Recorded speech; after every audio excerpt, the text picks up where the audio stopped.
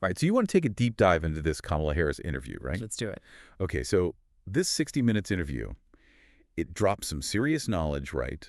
And we are going to unpack all of it for you today. Yeah, there's a lot to unpack, for sure, especially with Election Day right around the corner. Right. This is a critical time for her campaign. Totally. And that's what we are talking about. Yeah. You know, strategy shifts, surprising alliances. Definitely. Like, get ready for some serious aha moments. Absolutely. Think of this as your cheat sheet to understanding where Harris really stands on all these issues today. Mm-hmm. And we're not just talking about what she said, but what she strategically avoided saying. Right, exactly. Like her take on immigration. Ooh, interesting. She kept saying solutions are at hand, but when they pressed her for specifics on any of those like really hot button issues like border walls, detention centers, pathways to citizenship, Yeah. she kind of dodged them. So she's calling for Congress to act. Right. But is this, a genuine call for bipartisanship, or is this just her way of dodging a really difficult topic? Well, that's the question, isn't it? I mean, it's a clever tactic if you think about it. Mm-hmm. Because she appears to be, proactive, but at the same time, her hands are clean. Right. Especially considering that we've got a record number of border crossings under the Biden administration. Yeah, that's true. It's interesting, though, because she did mention their 2021 immigration bill, right? And she even called out Republicans for rejecting that recent bipartisan border security bill. Okay, so she's trying to walk that line. But then again, navigating tricky political landscapes, it seems to be her specialty. Right. Speaking of which, can we talk about her and Liz Cheney campaigning together? Oh, yeah. I mean, come on, that is not something you see every day. Talk about unlikely bedfellows, right? Right. It's like a political buddy comedy in the making. I love it. But on a serious note, I mean, it speaks volumes about what's going on in U.S. politics today. Totally. And seeing them like side by side, campaigning in Wisconsin. Yeah. It reminds me of those like historical odd couple pairings. Oh, interesting. Like when RFK and MLK, they found that common ground on civil rights. Right. Back then that was radical. Totally. And you wonder if we're seeing kind of a similar shift now. I mean, this alliance is fueled by this shared, concern over January 6th and the state of democracy in our country. Right. It goes way beyond those traditional party lines. Especially considering that Cheney was practically excommunicated from her own party. Oh, absolutely. For challenging Trump. Right. And Harris is embracing her so publicly. Yeah. It's a calculated risk. It definitely throws a wrench into the traditional playbook. It really does. And it makes you wonder, I mean, are voters today, are they prioritizing issues over just blindly following a party? Right. That's the question. That's a good question. $1 million question, right? Right. And speaking of risks, did you catch that little tidbit about Harris coaching her running mate Tim Walz on his communication style? Oh, absolutely. I did not miss that. What did you think about that? It's one of those details that, seems really small on the surface. Right. But in politics, those little details often speak volumes. It's true. Especially in the middle of an election where every single word that's uttered can be amplified and, taken apart. Of course. Dissected. Scrutinized. Yeah. And I think it's interesting that it even made it into the interview at all. Right. It makes you wonder about the level of control and the strategy behind the scenes in terms of messaging for this campaign. Right. It's like every word matters. Absolutely. Every syllable. And in this day and age with social media, it's all about perception. Right. One wrong word. Oh, yeah. One sentence that's taken out of context. Yep. That can completely derail an entire campaign. Which brings us to a masterclass in controlled messaging. Or rather, a lack thereof. Oh, here we go. Trump's 60 Minutes no-show. Shocking. Come on. So predictable. It's Yeah. classic Trump, isn't it? Yeah. I mean, what better way to avoid being held accountable than to just cry, fake news? Right. I mean, this plays perfectly into the whole narrative that he's constructed about the media. Right.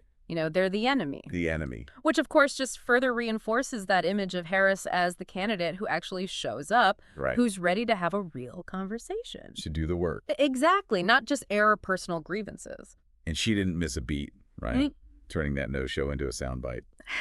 Classic counter-programming. Right. So while Trump's off, throwing a tantrum, she is positioning herself as the adult in the room. Right. The problem solver. Exactly. The one who's focused on solutions. Well, speaking of solutions or the lack thereof, she had a lot to say about the war in Ukraine. Yeah. No sitting down with Putin for this administration, at least. That's the message she's sending. Yeah. That's a bold stance to take. It is. especially with everyone feeling anxious about the elections. Right. It's a clear signal to Russia and to the rest of the world that the U.S. is standing firm with Ukraine. Right. Speaking of strategic moves, Yeah. we have to talk about this Call Her Daddy podcast appearance. Right? That raised a few eyebrows. Let's just say that. It definitely did. I mean, call her daddy. Come on. Yeah. With its reputation for, candid conversations. Yeah, It's not exactly known for its political analysis. The far cry from, Meet the Press. Right.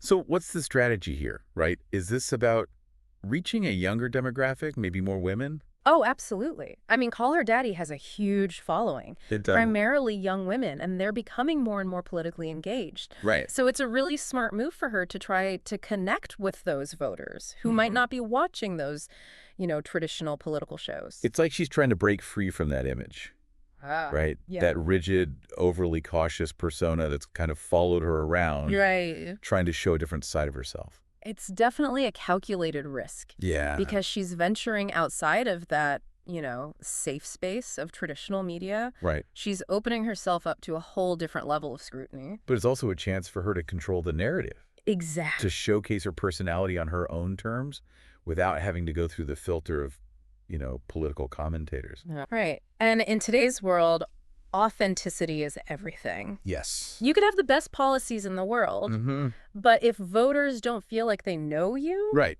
like they can relate to you on a personal level, it's not going to get you very far. So let's connect the dots here. Okay. We've got this 60 Minutes interview that's very carefully crafted Right. to highlight certain aspects of her platform and avoid others. Mm-hmm.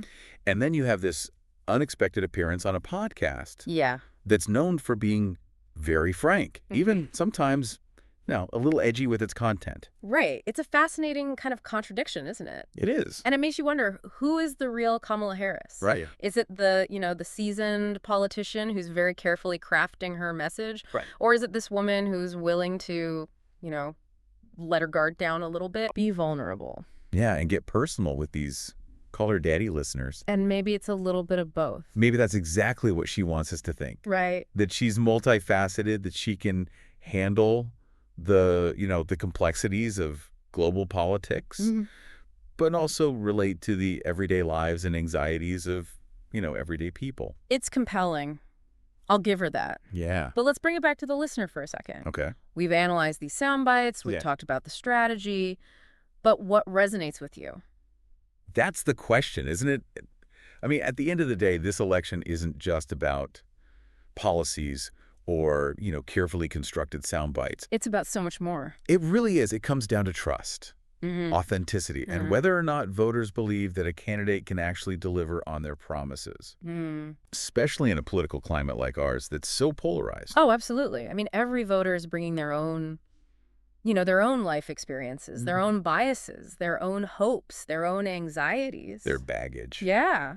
And what speaks to one person might not resonate with another. It's a good reminder that there's no one-size-fits-all answer here. Exactly. This is not a spectator sport. It's not. It's about really engaging with the issues, scrutinizing the candidates, figuring out what your values are, what your priorities are, and then making a decision based on that. Because this election isn't just about Kamala Harris, Right. or any individual candidate for that matter. It's about all of us. It's about the future we want to build, Yeah. the challenges that we're facing as a nation, and the type of leadership that we need to get us through these uncertain times. And, this election isn't just about domestic policy, right? It's about America's place in the world. Absolutely. We talked about Ukraine, but what about this other, elephant in the room, climate change? Right. Harris was pretty silent on that during the 60 Minutes interview. It was a noticeable omission for sure, especially with how much emphasis is being put on environmental issues.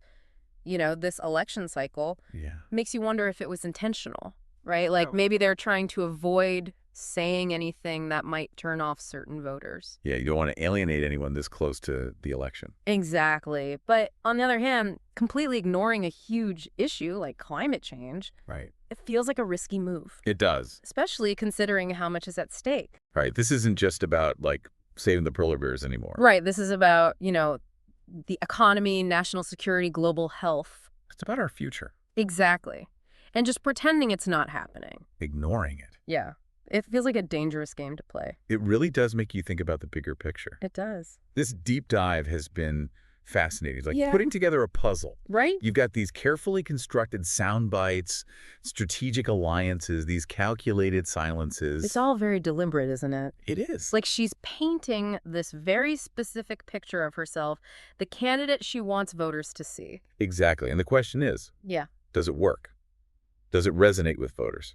That's what it all comes down to in the end. Right. I mean, we can analyze this interview all day long, but it's up to each individual voter to decide what matters most to them. What resonates with them. Exactly, and to make their decision based on that. It's about being informed and engaged. Absolutely. This isn't about just, blindly following one party or the other. Right. It's about really understanding the issues, Right. thinking critically about what the candidates are saying. Right. And making your voice heard. Exactly, because your voice, it matters. It does. And that's what we hope you take away from this deep dive. Absolutely. We've given you the tools, the insights you need to make an informed decision this election season. So get out there and vote.